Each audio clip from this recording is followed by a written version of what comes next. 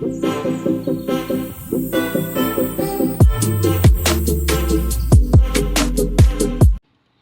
વિદ્યાર્થી મિત્રો, આજે આપણે એસવાય બીકોમ સેમેસ્ટર 4 માં પડતર હિસાબી પદ્ધતિ 2 માં યુનિટ નંબર 2 સેવા પડતર પદ્ધતિના દાખલા વિશે ચર્ચા કરીશું.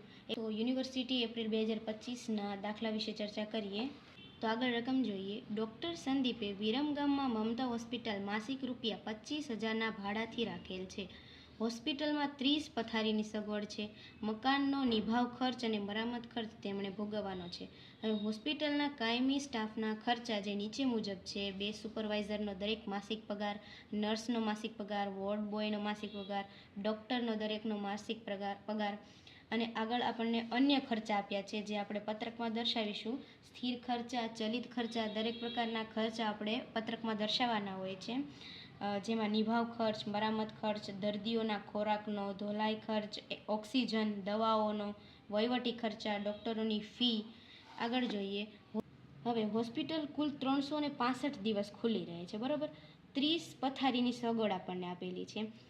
વર્ષ દરમિયાન 300 દિવસ 100% પથારીનો ઉપયોગ થાય છે. હવે 365માંથી 300 દિવસ 100% પથારીનો ઉપયોગ થાય તો બાકીના કેટલા દિવસ વધ્યા? તો કે 65 દિવસ. એટલે બાકીના 65 દિવસ માટે 50% પથારીનો ઉપયોગ થાય છે. એટલે આપણે કુલ પથારીના દિવસોની ગણતરી કરવાની છે, બરાબર. આપણે આગળ ગણતરી જોઈએ. આગળ રકમ પ્રમાણે કુલ પથારીના દિવસોની ગણતરી કરવાની છે. હોસ્પિટલમાં 365 દિવસ હોસ્પિટલ ખુલ્લી રહે છે અને 30 પથારી છે. હવે 100% ઉપયોગ ક્યારે કરવામાં આવે છે? 300 દિવસ હોય ત્યારે 100% ઉપયોગ કરવામાં આવે છે. એટલે 100%ની દ્રષ્ટિએ આપણે કુલ પથારીના દિવસો ગણીએ તો 300 દિવસ 30 પથારી લેખે 100%.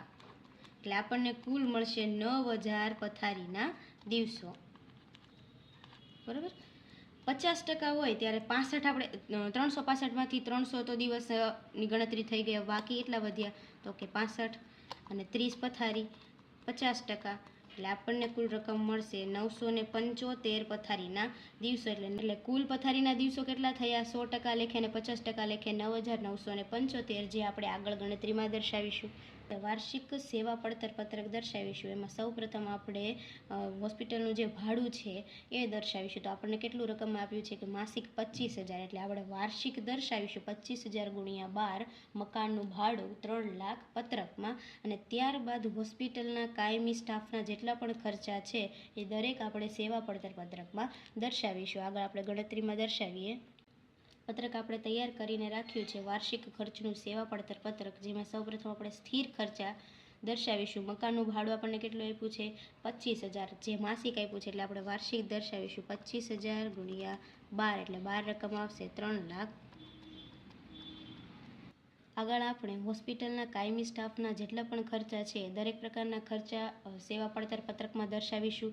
તો 2 સુપરવાઇઝર લેખે માસિક પગાર 12,000 છે. એટલે 12,000 × 2 × 12. 5 નર્સ, 2 વોર્ડ બોય અને 2 ડૉક્ટર. એ જ પ્રમાણે ગણતરી 15,000 × 5 નર્સ × વાર્ષિક છે, એટલે માસિક છે. એટલે આપણે વાર્ષિક દર્શાવીશું.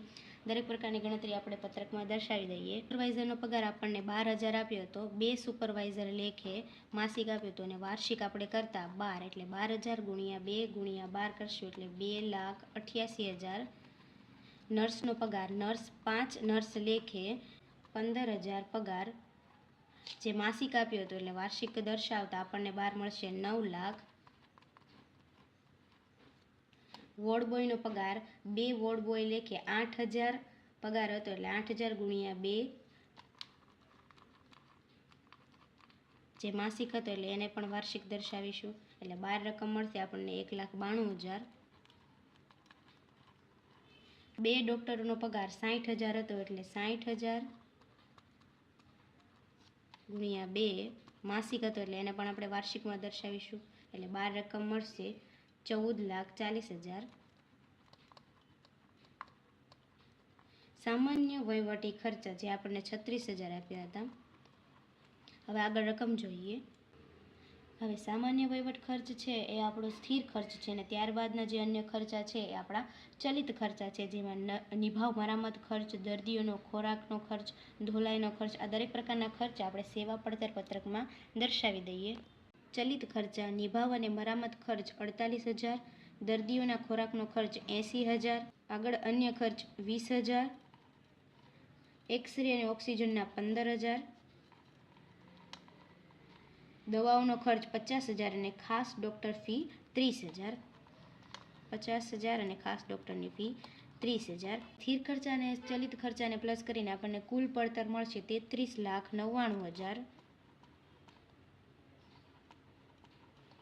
અહીં આપણને રકમમાં આગળ કહ્યું છે કે દર્દીની પથારી દિવસ દીઠ ભાડું શોધો. પડતર પર 20% નફો મેળવવાનું કીધું છે. પડતર આપણે કેટલી મેળવી? 33,99,000. હવે નફો આપણને કેટલો મળશે? તો 33,99,000 ગુણ્યા 20% પડતર અને 6,79,800 મળશે. કુલ અપેક્ષિત આવક કેટલી? તો 33,99,000 એ આપણી કુલ પડતર અને નફો આપણે કેટલો મેળવ્યો? તો 6,79,800. એટલે બંનેનું પ્લસ કરશો એટલે આપણને અપેક્ષિત આવક મળશે 40,78,800. હવે પથારી દીઠ દિવસનું ભાડું શોધવા માટે કુલ અપેક્ષિત આવક 40,78,800 અને આગળ આપણે ગણતરીમાં કુલ પથારીના દિવસો મેળવ્યા હતા 100% અને 50% લેખે 300 દિવસના અને 65 દિવસના કેટલા હતા? 9,975. એટલે 40,78,800 ભાગ્યા 9,975 એટલે 408.90 પથારી દીઠ દિવસનું ભાડું આપણને મળશે. આઈ હોપ કે તમને દાખલામાં દરેક પ્રકારની ગણતરીમાં ખ્યાલ આવ્યો હશે. આપણે પહેલાં કુલ પથારીના દિવસોની ગણતરી કરી, ત્યારબાદ ખર્ચનું સેવા પડતર પત્રક દર્શાવ્યું અને ત્યારબાદ કુલ નફો અને કુલ આવકની ગણતરી બાદ પથારી દીઠ દિવસનું ભાડું મેળવ્યું. હવે આની જ જેવો પ્રેક્ટિસ આપણને ઉદાહરણ 15માં આપ્યો છે, જે તમે આ દાખલા ઉપરથી ગણતરી કરી શકશો.